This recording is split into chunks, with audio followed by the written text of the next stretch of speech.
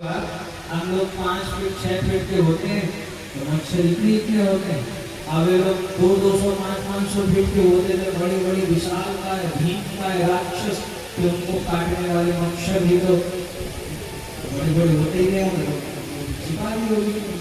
ये तो नियम की बात है। अंगूठी तो भगवान की थी और वो मुख में रखी है प्रभु ने, इसलिए हनुमान जी जैसा रूप बनाते हैं वो मुद्रिका उसी आकार में परिणित हो जाती है। हनुमान जी रात में जा रहे हैं और लंकिनी ने कहा है चोर। लंकिनी कौन है? लंका की पहरेदार। हे चोर, कौन है भाई? मैं छोटा सा रूप बना के जा रहा हूँ, पुलिस ने पहचान लिया। कहाँ जा रहा है? जानता नहीं, संसार में जितने चोर हैं सब मेरे आहार है। हनुमान जी को क्रोध आ गया, बोले दुनिया का सबसे बड़ा चोर तेरा राजा है, तेरिया चोर है। उसने एक स्त्री को चुराया है और तो आज तक उसको तो खा नहीं पाई और मुझे खाने की बात करती है। हनुमान जी ने जोर का मुक्का मारा और जैसे ही मुक्का मारा वो धरती पे गिरी और जब उठी, उठने के बाद क्या कहती, वाह महाराज बड़ा सुंदर सत्संग हुआ। अरे भाई, ये मुक्केबाजी भी कोई सत्संग है क्या? हनुमान जी ने मुक्का मारा और उठने के बाद वो क्या कह रही है, तात स्वर्ग अपवर्ग सुख हरिय तुलायक यंग भूल न ताहि सकल मिली जो सुख लव सत्संग। अब हनुमान जी ने कौन सा सत्संग किया भाई? हनुमान जी ने तो मुक्का मारा।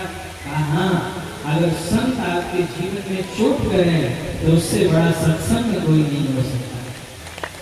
जिस संत के चोट से लंका में रहने वाली लंकिनी की बुद्धि शुद्ध हो जाए, उससे सुंदर सत्संग और क्या हो सकता है? हनुमान जी से कह दिया, प्रभु सुनकर की जय सब काजा हृदय राति कौशलपुर राजा। हनुमान जी गए, एक घर में ढूंढा, कहीं किशोरी जी नहीं मिली। विभीषण के पास गए और विभीषण के पास जाके हनुमान जी ने ब्राह्मण का वेश बना के एक बात कही। क्या कहा?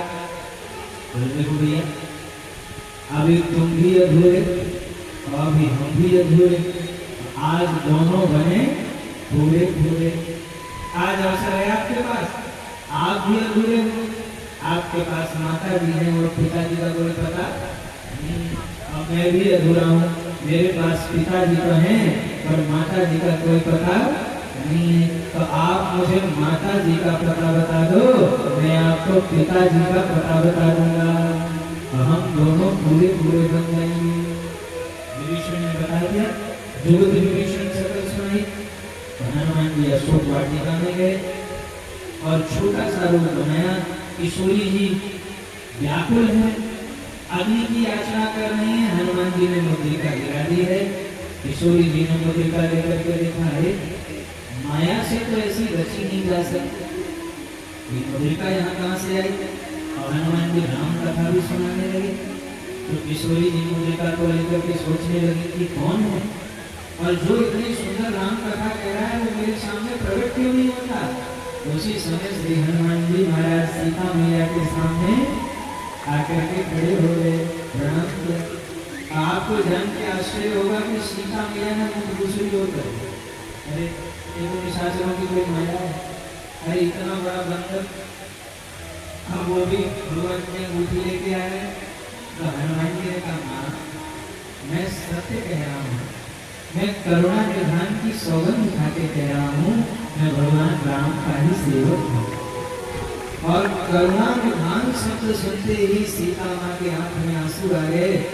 ये नाम तो मैं अपने प्रभु का बुलाती थी, ये नाम इसने लिया है, इसका मतलब ये सत्य कह रहा है। बेटा,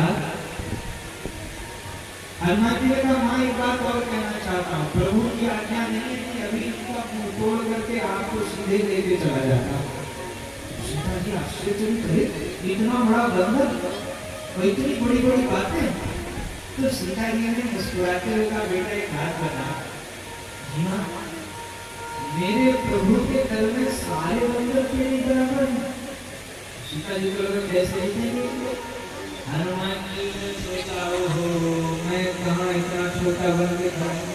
तब हनुमान जी ने अपना विराट भयंकर रूप प्रकट किया और सीता मन भरोसा भयो। सीता जी को अरे बस बस बेटा ऐसा ही होगा, मुझे भरोसा हो गया। हनुमान जी छोटे हो गए।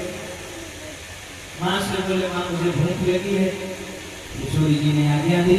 हनुमान जी ने फल खाए, वृक्ष उठाए, फल खा रहे हैं, वृक्ष उठा रहे हैं और अखबारी मारने आए मुष्टि प्रहार हमें तो सब भाग।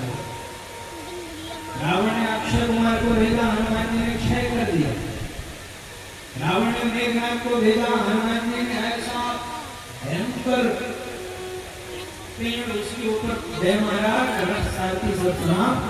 अंत में मेघनाथ ने ब्रह्मास्त्र चला के हनुमान जी को बांधा। हनुमान जी को बांधा नहीं, हनुमान जी स्वयं बंधे। रावण की सभा में गए हैं, रावण को समझाया।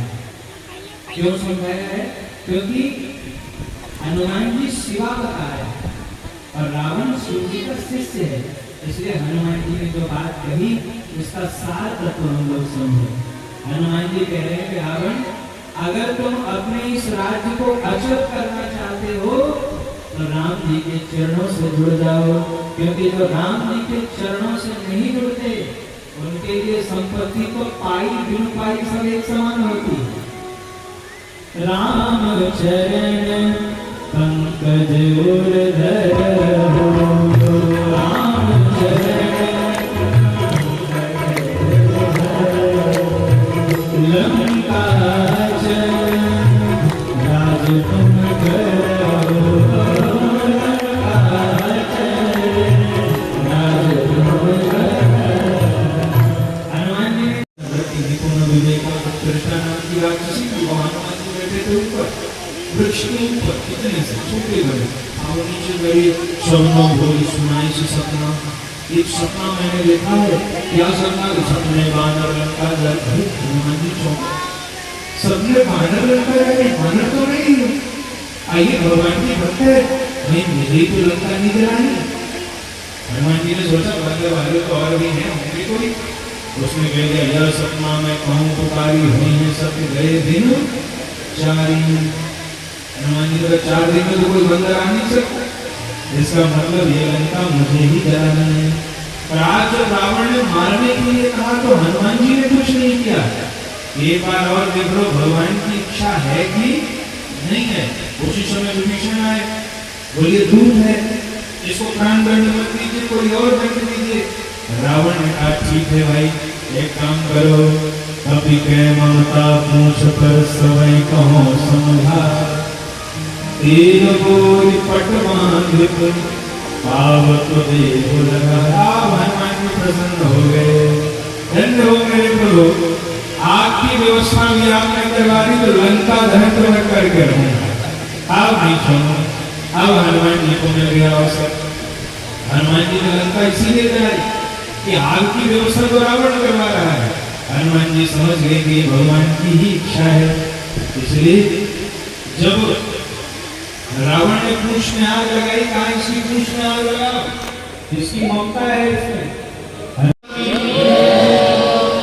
अब श्री हनुमान जी आए सीता माँ के पास, बोले माँ जैसे प्रभु ने एक चिन्हारी दी थी ऐसे एक चिन्हारी आप भी दे दो।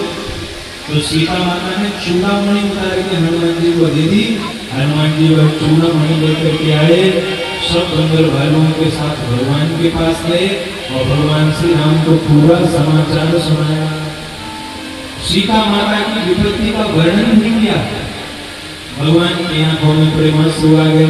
भगवान ने कहा विलंब करने की आवश्यकता नहीं है। सब सैनिक तैयार हो गए। भगवान पूरी सेना लेकर के और लंका की ओर प्रस्थान कर रहे हैं। बोले भक्त वत्सल भगवान की। ठाकुर जी पूरी सेना लेकर के समुद्र के तट पर आ गए। इधर विभीषण ने रावण को बहुत समझाया। रावण